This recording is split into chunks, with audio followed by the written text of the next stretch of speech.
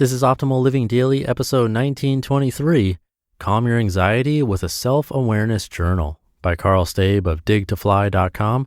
And I'm Justin Malik, the guy who's been reading to you from articles, book excerpts, and more every day, including holidays, for over 5 years, covering personal development or self-help, how to live a better life, and a lot more. It's always with permission from the authors or websites. And a happy St. Patrick's Day if you're listening in real time, and a happy birthday to my sister, wishing her a nice and peaceful one. And now let's get right to it and start optimizing your life. Calm Your Anxiety with a Self-Awareness Journal by Karl Staib of DigToFly.com. I hung my head. There just didn't feel like a way I could keep up with everything. That's when I hung up the phone and hopped into the next meeting. I just didn't have time to think about it right now. I need to make more time, was my first thought. Then I thought about a quote I recently read. Most of us spend too much time on what is urgent and not enough time on what is important. Stephen R. Covey. I wasn't making conscious choices with my time, so I decided to make a change. I decided to start with the basics. I would ask myself a simple question that I don't ask myself enough throughout the day. How am I feeling right now? This question opened me up to so much that I was ignoring before. I noticed that I fell into the habit my father modeled for me. He would just push his feelings aside and ignore them until they went away. I would just tackle the next task instead of acknowledging what was going on inside of me. I still do this quite a bit.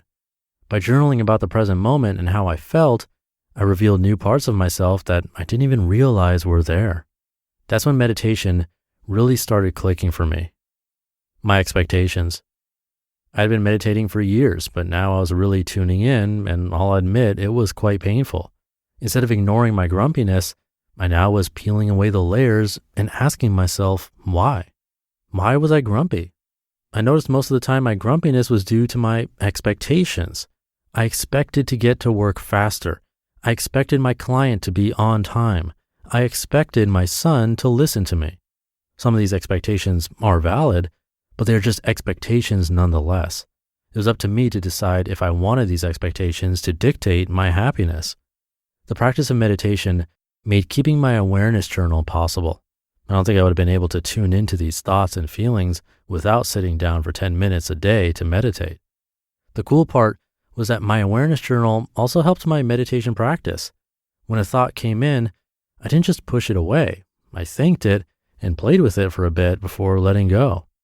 That's the beauty of mindset training. It gets easier to put your focus on what matters instead of letting the situation dictate your mood. Awareness journal. When you start your awareness journal, you want to keep track of your thoughts and how they trigger your emotions.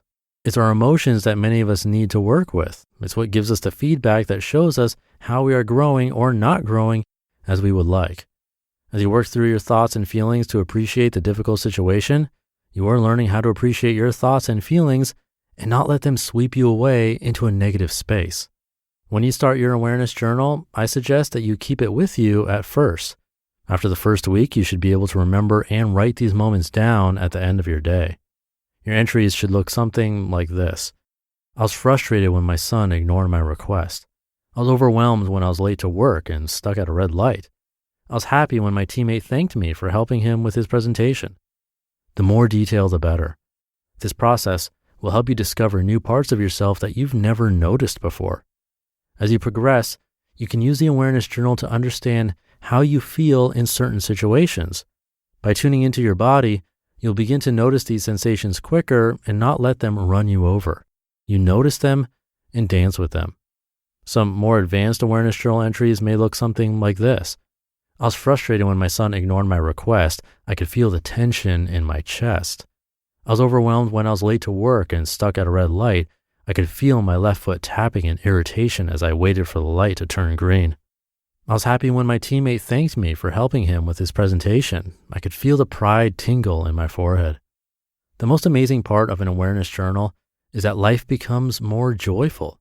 It's like running out onto a field to play soccer and knowing you're going to have fun because you've been preparing for this moment and you are ready. I played tennis as a kid, and the better I got, the more I enjoyed the game.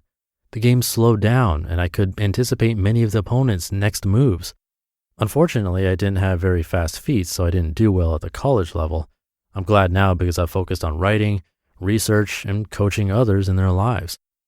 You might feel this when you play a video game. The first few days are very hard, and then it gets easier. You begin to master the ins and outs of the game. This is what happened to me with the awareness journal. It allowed me to play in a different level and relax just a bit more. My anxiety has stopped dictating my enjoyment of a situation, and I'm much more present and aware of everything going on.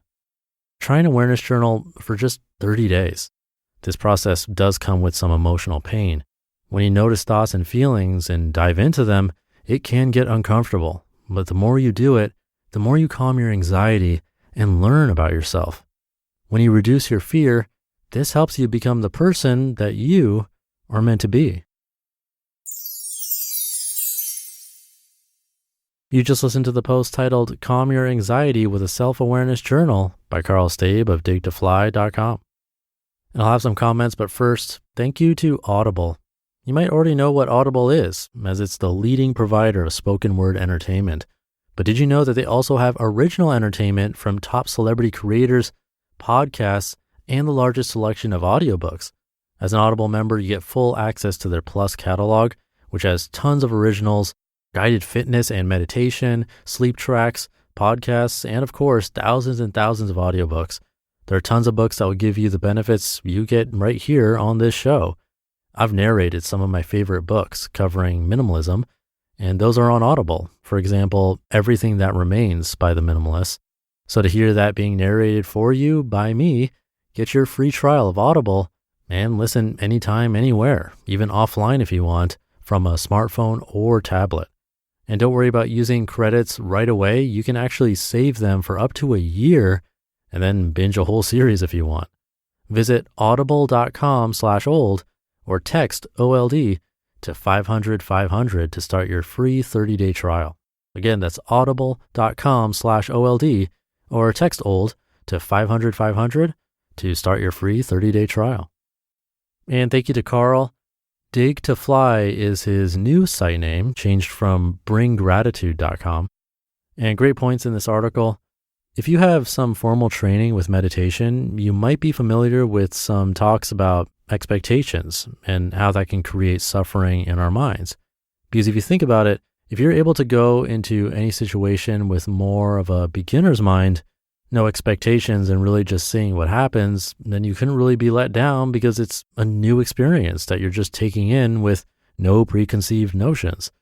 Now, actually going into every situation or living in beginner's mind is likely impossible, but it's something to keep in mind, no pun intended, that if we frequently put high expectations on certain situations and then we're disappointed, and taking it a step further, that disappointment leads to mental anguish, or even worse, causes us to lash out on others, for example, then we've taken it to a whole different level just because something didn't meet an expectation that we invented in our minds, like a perfect ideal scenario we for some reason thought would happen. So we should be careful of that because it can really affect so many aspects of our day-to-day lives, including others. And what Karl mentioned, journaling can be a great way to tune in and catch ourselves in these situations and diffuse them before they explode. So if you're willing to try journaling, this could be an interesting place to start. Or you could always check out our workbook, which has a lot of journal entries at oldpodcast.com/shop. In any case, let me know what works for you and benefits your life. I'm all ears. And with that, thank you for listening and being here and for subscribing to the show. Have a great rest of your day, and I'll be back tomorrow as usual, where your optimal life awaits.